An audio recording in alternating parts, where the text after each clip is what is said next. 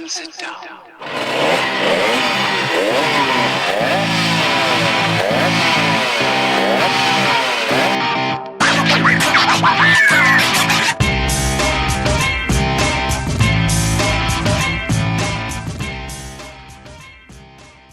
Min interesse for knallert, den startede, da jeg var omkring de 16.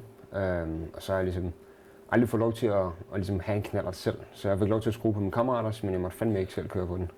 Det er herinde, hvor vi bruger rigtig meget tid på at skrue og få vores maskiner til at køre optimalt. Hvor vi blandt andet har denne fine skabning, Trøffel-raceren.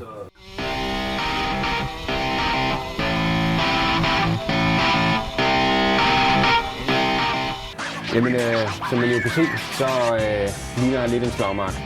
Og det er simpelthen fordi, at vi lige kommer hjem fra det sidste slag over på Jyllandsringen. Sæsonens sidste race er færdigt, og ja, så er der kun én ting tilbage. Det er oprydning. Vi var jo på Jyllandsringen og køre her i weekenden. Og altså, det har været virkelig, virkelig hårdt op til, fordi at, jeg har ligget med den her knallert, og den er bare ikke vild som vi ville.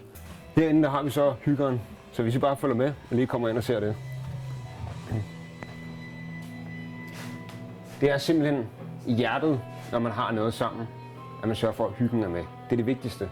Lige før jeg skulle ud og køre race her, der er man får sådan en form for følelse af nervøsitet. Altså, man vil bare ikke fuck det her op. Altså, jeg ved, at jeg skal ud og køre omkring en 140 i timen, 150 måske. Jeg vil ikke tage nogle forkerte baner eller forkerte beslutninger, fordi jeg vil fandme med at vinde det her lort. Under racet der var et motorhavari, og der ligger jeg bare ned bag vindskærmen og halvt ud over siden på cyklen. Fuld bønne på håndtaget, alt hvad den kan trække. Og lige skifter jeg gear op, og så begynder den bare at sige en underlyd, sådan og jeg trykker på koblingen og drejer håndtaget for at se, om der ligesom er nogle omdrejninger at fange. Og så kommer vi så ned og finder ud af, at der simpelthen på stemplet er hoppet en klips af.